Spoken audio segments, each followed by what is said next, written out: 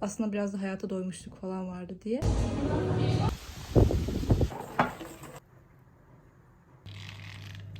Gözetebiliyorum. Selamünaleyküm. Ben şimdi hazırlandım. Dışarıya çıkacağım. Fakülteden kızlarla buluşacağım. Böyle dışarıya çıkmak istemiyorum dedikçe böyle beni dışarı çıkartıyorlar. Ama ben kızları çok özledim şimdi. Onlarla buluşmaya gideceğim. Belli yaş aralığından sonra böyle insanlarda dışarı çıkma isteği falan azalırmış. Çok sevdiğim bir abla var, böyle Instagram'da şey diyordu işte, bir reelsinde artık hayattan hiçbir şekilde zevk almıyorum. Hani hiç yeni bir ülke görmek istemiyorum. Ondan sonra yeni bir yemek tatmak istemiyorum. Aslında biraz da hayata doymuşluk falan vardı diye. Ve bu abla 31 yaşlarındaydı. Yorumlara girdim. Yorumlarda işte 40 yaş sendromu falan demişler. Ben de o 40 yaş sendromu 20'li yaşlarda yüklendi sanırım. Ve bu durumun kalıcı olması da çok korkunç bir hismiş gibi geliyor. Umarım kalıcı olmaz. Bilmiyorum, şu anda öyle bir ruh hali var üzerimde. Belki de havaların sıcak olmasından kaynaklı da olabilir. Havalar sıcak olduğu için hiç dışarıya çıkmak istemiyorum. Öyle. Şimdi hazırlandım. Çıkıp kızlarla buluşacağım.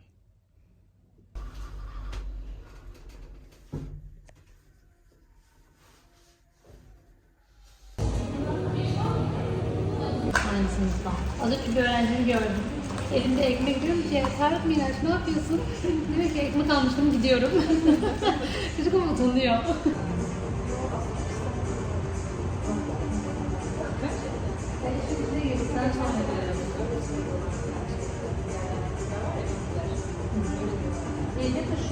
Villaya döndü. Ben de şeye hayret ettim, Meyri'de. Gördün mü? Zaka. Şimdi mesela Zaka'yı almış.